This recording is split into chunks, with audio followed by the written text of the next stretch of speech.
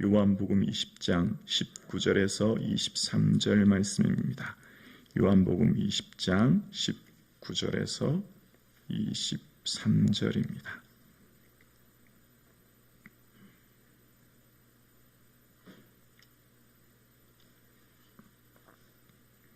요한복음 20장 19절에서 23절 말씀을 다 함께 합독하시겠습니다. 함께요.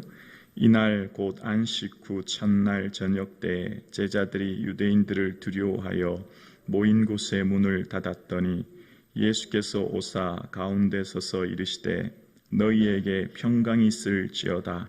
이 말씀을 하시고 손과 옆구리를 보이시니 제자들이 주를 보고 기뻐하더라. 예수께서 또 이르시되 너희에게 평강이 있을지어다. 아버지께서 나를 보내신 것 같이 나도 너희를 보내노라. 이 말씀을 하시고 그들을 향하사 숨을 내쉬며 이르시되 성령을 받으라. 너희가 누구의 죄든지 사하면 사여질 것이요 누구의 죄든지 그대로 두면 그대로 있으리라 하시니라. 아멘. 예수 그리스도의 부활의 기쁜 소식이 오늘 우리의 삶 가운데 충만히 넘칠 수 있기를 주의 이름으로 축원합니다. 아멘. 예수님께서 십자가에 못 박히심으로 인해 제자들은 절망적이고 침울한 분위기 가운데 모여 있습니다. 아마 이때 당시 요한이 눈치를 보다가 이런 얘기를 했을 것 같아요. 자네들 어떻게 그럴 수 있나? 예수님을 3년 동안 그렇게 따라다니면서 그토록 예수님 사랑한다고 예수님 위에 모든 것을 드린다고 했던 당신들이 어떻게 마지막 순간 주님을 버리고 다 도망갈 수 있단 말인가? 그리고 요한은 베드로를 보면서 또 그런 얘기를 했을 것 같아요. 자네만은 그럴 줄 몰랐네. 자네는 죽을지언정 주를 따른다고 했는데 어떻게 자네까지 예수님 버리고 갈 수 있단 말인가? 그러면서 제자들이 모인 그곳은 절망적인 분위기와 함께 원망의 마음이 가득하고 또 제자들끼리도 이제 우리는 어떡하나? 이제 스스로의 삶을 생각할 때 너무나 절망스러운 아무런 희망이 없는 그들에게 당장 현실적인 문제는 예수님께서 십자가의 죽으심으로 인하여 로마 당국과 대제사장들은 처형당한 예수님의 제자들을 소위 잔당을 잡으려고 지금 눈에 불을 켜고 집집마다 찾아다니고 있습니다. 자칫 잘못했다가는 자신들뿐만 아니라 가족들이 위험에 처해지는 이러한 상황 가운데 있는 것입니다. 제자들 마음속으로는 배와 그물을 버려두고 다 버리고 주를 쫓았는데 끝이 이렇게 허무하게 끝나다니 내 인생 이제 망했다. 내 처자식은 어떡하나. 이런 오만 가지 생각 속에 제자들은 모여서 있었을 것입니다.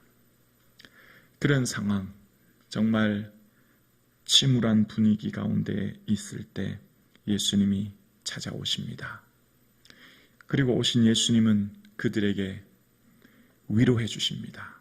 제일 먼저 예수님은 하시는 말씀이 너희에게 평강이 있을지어다. 위로의 말씀을 해주시죠. 두려움이 없고 마음의 동요가 없는 상태, 에이레네, 너희에게 에이레네가 있을지어다. 평강이 있을지어다. 이거는 예수님만 주시는 예수님의 특별한 선물입니다. 어떠한 환경에서도 주의 주시는 평안함의 상황을 선포하시는 겁니다. 그러면서 예수님께서 새로운 사명을 부여하시죠. 내가 아버지께서 나를 보내신 것 같이 내가 너희를 보낸다. 예수님께서 부활하신 주님이 제자들에게 주신 것은 평안함의 은혜를 주심과 동시에 두 번째는 사명을 부여하십니다. 제자들에게 오셔서 두려움과 근심 가운데 이제 인생의 의미가 사라진 그들, 이제 절망밖에 없는 그들에게 예수님은 다시 일으켜 세우는 거예요.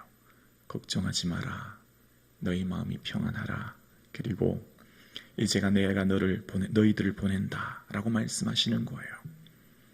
그리고 마지막으로 그들이 죄책감에 시달려 있는 그들 가운데 우리가 예수님을 버렸다고 한탄하고 가슴치고 애통하는 그들에게 예수님께서는 누구든지 죄를 사하면 그 죄는 사해진다 말씀하심으로 제자들에게 용서함, 사죄의 기쁨을 허락하시는 것을 보게 되어집니다.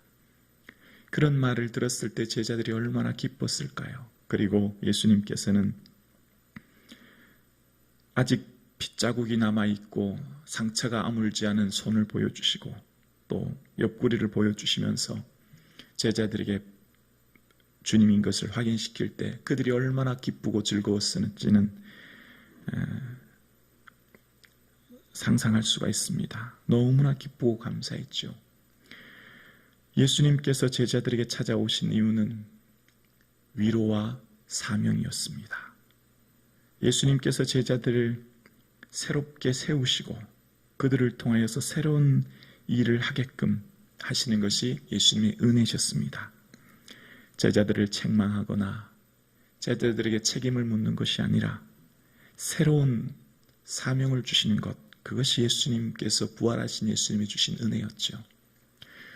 오늘 부활하신 예수님께서 이곳에서 저와 여러분에게 뭘 원하실까요?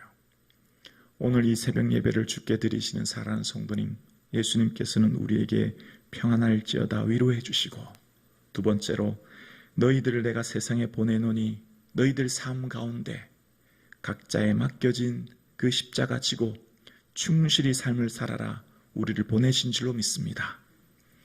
자, 그런데 우리가 이 세상 사는 것이 말씀 듣고 이 주에 보내시는 길로 삶의 자리로 살아가는 것이 얼마나 고단하고 힘들고 어려운지 몰라요. 우리에게는 당장 현실이라는 게 있습니다.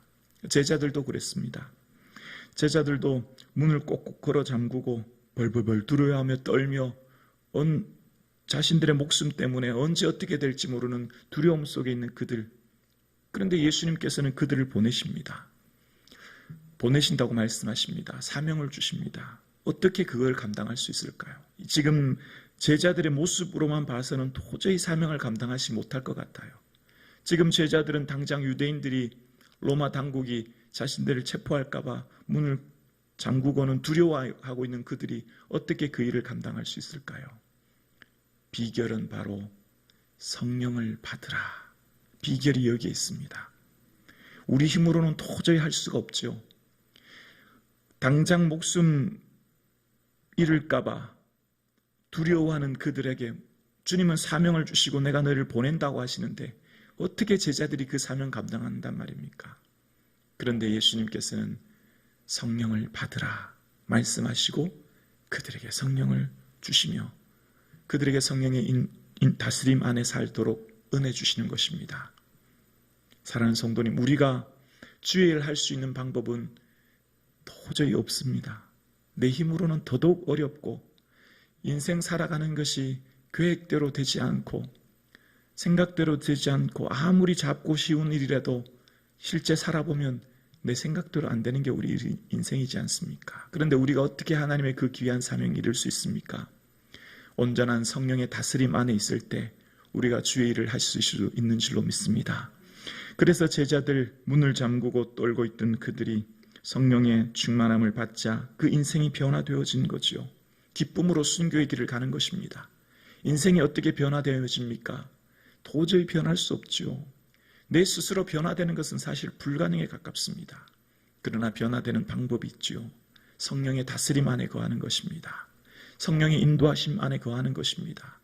성령님께서만이 우리를 변화시켜 주시는 거죠. 그래서 교회사에 보면 제자들의 생애는 요한을 제외하고는 대부분 순교의 길을 가게 되었습니다. 수제자 베드로는 로마에서 십자가에 거꾸로 매달려 순교합니다. 안드레는 헬라와 소아시아에서 복음을 전하다가 줄에 매어 죽습니다. 순교합니다.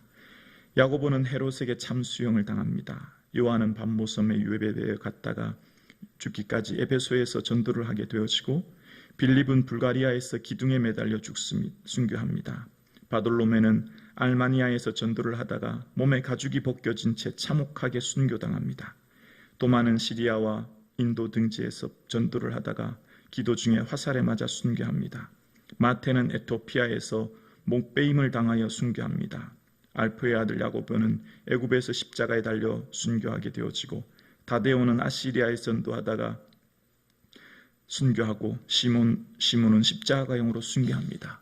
제자들이 대부분 이렇게 순교를 각오하고 순교의 삶을 살 수 있었던 것은 바로 그들의 힘이나 능력이 결코 아니라 성령의 인도하심과 그 권능 안에 있을 때 그들의 삶은 온전히 주를 위해 살 수 있었던 것입니다. 사랑하는 오늘 이 새벽 예배를 드리시는 사랑하는 성도님, 오늘 우리의 모든 삶을 성령님께 의지하고 성령님의 온전한 다스림을 구하시고 그 성령님 안에 거하시는 저와 여러분 되실 수 있기를 주의 이름으로 축원합니다. 그래서 나의 모든 삶이 변화되어져서 주의 기쁨 위에 살아가는 인생 되게 해달라고 간구하시고, 그래서 우리의 남은 인생의 삶도 성령의 다스림 안에 주의 기쁨이 되어지는 우리의 삶 되어질 수 있기를 주의 이름으로 축원합니다. 살아계신 아버지 하나님,